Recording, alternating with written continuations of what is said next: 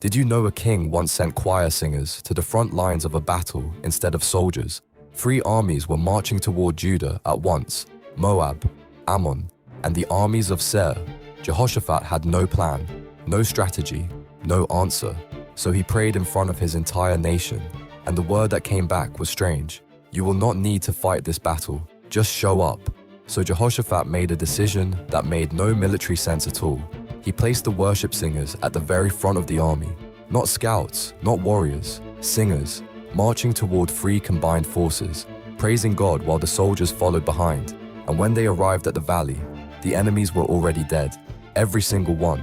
The 3 armies had turned on each other in the night and destroyed themselves completely. Not a single soldier of Judah raised a sword. It took them 3 days just to carry away the plunder. Sometimes the battle is already won before you arrive. Your only job is to show up with praise.